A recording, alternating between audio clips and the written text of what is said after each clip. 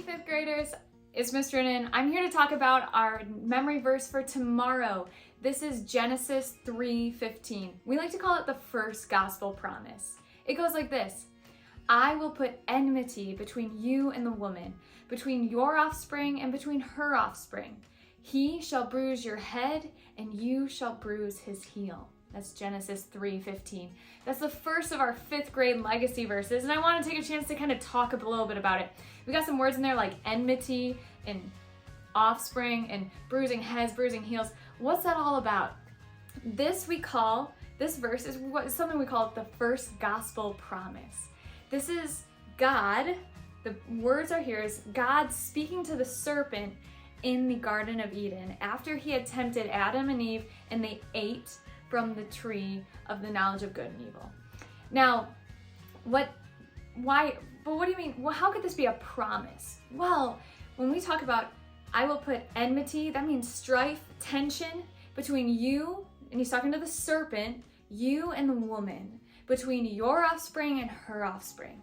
And specifically her offspring, right? We're all offspring of Adam and Eve, but we're specifically talking about Jesus here. God is talking about Jesus. That Jesus eventually will come into this world in the form of a human, where he's fully God, but he's also fully human. And he is going to crush the devil's head, okay? How's he gonna do that? By being our sacrificial lamb, by dying on the cross, but then completely conquering death when he rises from the grave. Isn't that awesome? I had a teacher who used to sing this song, because he died for me on a hill called Calvary, and he rose up from the dead, and then you'd have to stomping on the devil's head, and to give this big yes! Mr. Zill, that was pretty cool. Mr. Zill, one of my high school teachers. But it's true, Jesus completely wiped out death, wiped out sin, wiped out the devil. But what about that last part? How the devil is going to bruise our heel?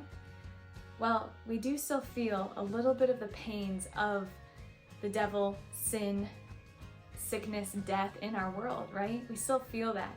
But we can take hope knowing that Jesus ultimately conquers Satan, conquers death, conquered all that, so that we can live eternally with him. Let's say it one more time. This is Genesis 3:15. I will put enmity between you and the woman, between your offspring and between her offspring. He shall bruise your head and you shall bruise his heel. Genesis 3:15. Thanks guys, see you tomorrow.